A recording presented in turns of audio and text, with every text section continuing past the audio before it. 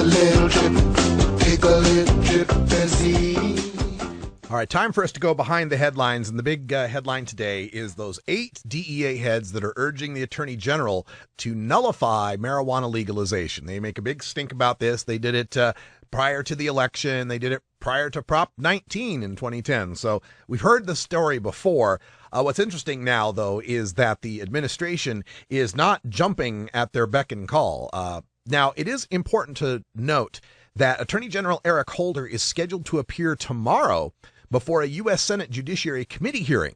So they're trying to pressure the senators on the Judiciary Committee to pressure Holder on what are they going to do about marijuana legalization.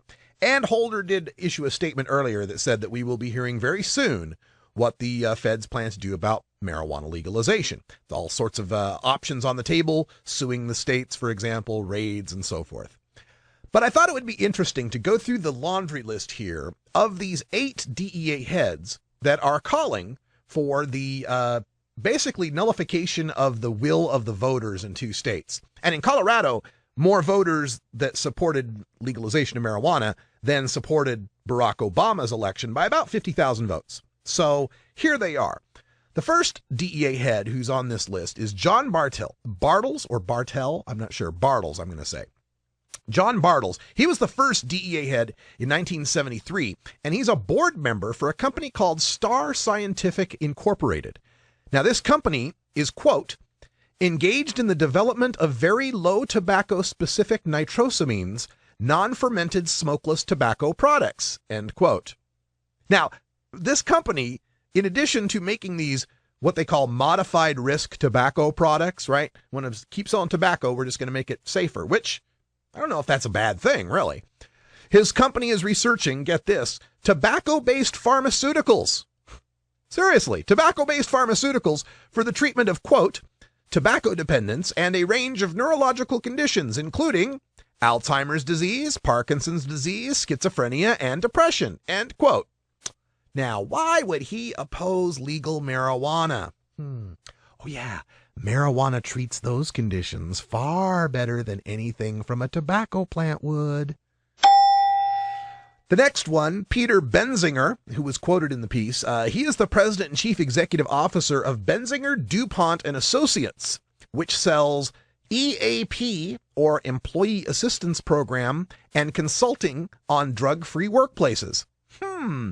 He was President Ford's appointment to head the DEA for 5.5 years, during which time Congress gave drug law enforcement the asset forfeiture powers they have today. Before that, he was the director of the Illinois Department of Corrections.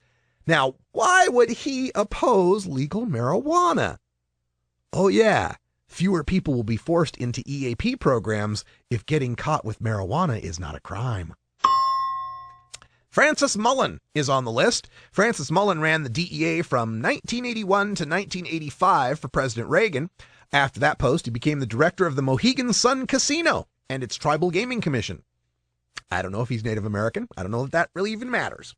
Not much is available online on this guy since he resigned from the Casino Commission. But why would he oppose legal marijuana?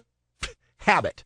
The guy worked FBI before he worked for the DEA. He's lifetime law enforcement and can only see legal marijuana as a crime. John C. Lawn is on the list. John C. Lawn was the head of the DEA from 85 to 90 under Reagan and Bush Sr. When he left the post, he became an executive with the New York Yankees, although we really shouldn't hold that against him.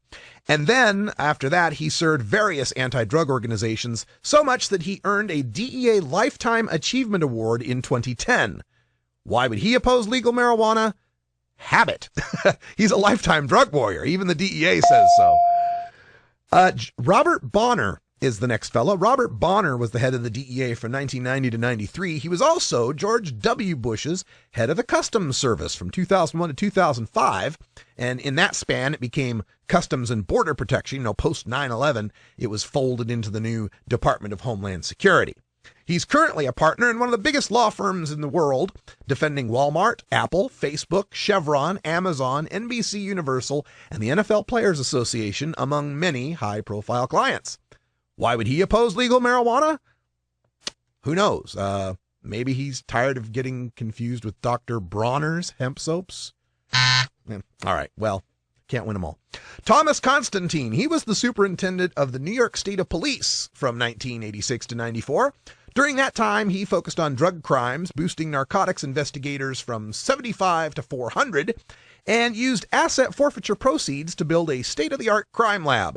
He was the DEA head from 94 through 99 for Bill Clinton, and today he's a member of the International Association of Chiefs of Police on their executive committee, and he's the chairman of the International Association of Chiefs of Police Narcotics and Dangerous Drugs Committee.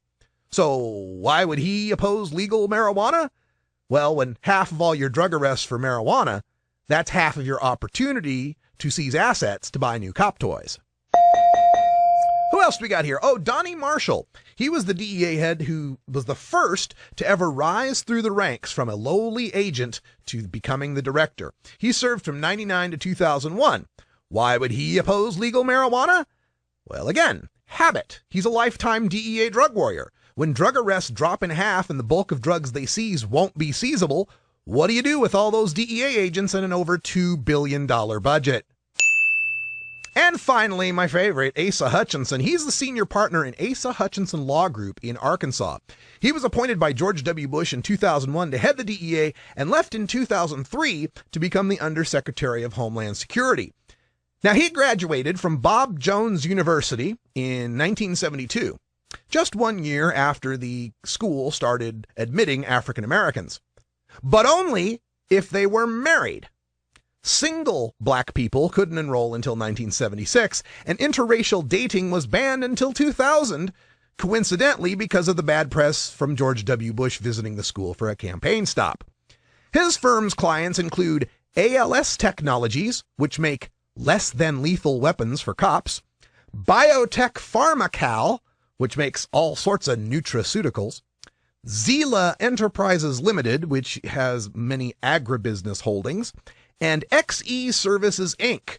You know them better as Blackwater, but actually they've just changed their name again to Academy, and they are the largest private army in the world.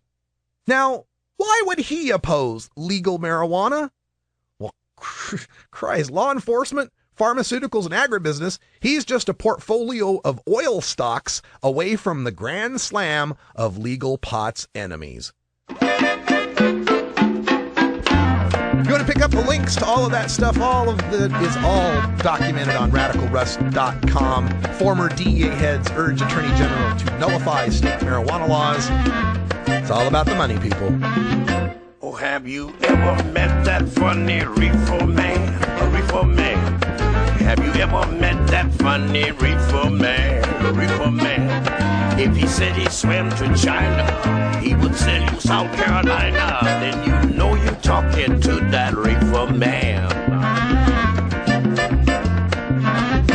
My girlfriend thinks that I smoke too much pot, which is crazy because I think, on the other hand, that I don't smoke enough pot, because if I